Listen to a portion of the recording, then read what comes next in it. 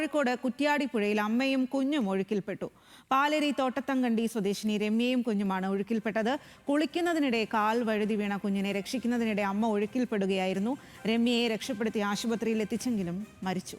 കുഞ്ഞിനായി തെരച്ചിൽ തുടരുകയാണ്. Sareesh P K വിശദാംശങ്ങൾ നൽകും. സരീഷ്, എങ്ങനെയാണ് അപകടമുണ്ടായത്?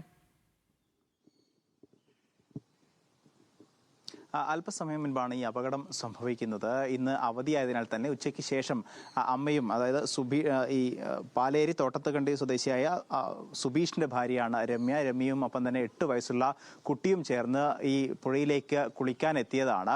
പക്ഷേ ആദ്യം കുട്ടി പുഴയിലേക്ക് വീഴുന്നു, കാൽ തെറ്റി പുഴയിലേക്ക് വീഴുന്നു. അതിന്റെ പിന്നാലെ രമ്യ ഈ കുട്ടിയെ രക്ഷപ്പെടുത്തുന്നതിനായി ചാടി എന്നാണ് മനസ്സിലാക്കുന്നത്. പക്ഷേ രമ്യയ്ക്ക് ഈ കുട്ടിയെ രക്ഷപ്പെടുത്താൻ സാധിച്ചില്ല. അതോടൊപ്പം തന്നെ രമ്യ കൂടി ഈ ഒഴുക്കിൽപ്പെടുന്ന ഒരു സാഹചര്യം. പിന്നീട് തൊട്ടടുത്ത നാട്ടുകാരാണ് ഓടിക്കൂടുകയും ആദ്യം ഈ രക്ഷാപ്രവർത്തനത്തിന് നേതൃത്വം നൽകുകയും ചെയ്തത്. പിന്നീട് ഫയർഫോഴ്സിനെ വിവരം അറിയിക്കുകയും അവർ നടത്തിയ തിരച്ചിലിനൊടുവിലാണ് രമ്യയെ കണ്ടെത്തുന്നത്. രമ്യ ഉടൻ തന്നെ മെഡിക്കൽ കോളേജ് ആശുപത്രിയിലേക്ക് മാറ്റിയെങ്കിലും മരണം സ്ഥിരീകരിക്കുകയായിരുന്നു. ഇപ്പോഴും കുഞ്ഞിനായുള്ള തിരച്ചിൽ തുടരുകയാണ്.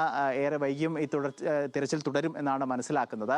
നേരത്തെ തന്നെ ഈ പുഴയിൽ കുളിക്കാൻ ഇറങ്ങരുത് എന്നൊരു നിർദ്ദേശമുണ്ടായിരുന്നു. കാരണം മലയോര മേഖലകളിലൊക്കെ ഇന്നലെ വ്യാപകമായ മഴയുണ്ടായിരുന്നു. അതുകൊണ്ട് തന്നെ പല ഭാഗങ്ങളിലും വെള്ളം കയറുകയും പുഴ കരകയറുകയും ഒക്കെ ചെയ്യുന്ന സാഹചര്യം ഉണ്ടായിരുന്നു. കുറ്റ്യാടിപ്പുഴ പല മേഖലകളിലും വെള്ളം കയറിയതാണ്. അപ്പോൾ അതുകൊണ്ട് തന്നെ ഈ പുഴയിൽ കുളിക്കരുത് എന്നൊരു നിർദ്ദേശമുണ്ടായിരുന്നു. പക്ഷേ ആ നിർദ്ദേശം ലംഘിച്ചുകൊണ്ടാണ് ഇപ്പോൾ അമ്മയും കുഞ്ഞും കൂടി കുളിക്കുന്ന ഒരു സാഹചര്യം ഉണ്ടാവുകയും ഈ ഒഴുക്കിൽപ്പെടുകയും ചെയ്യുന്നത് എന്നാണ് മനസ്സിലാക്കുന്നത്.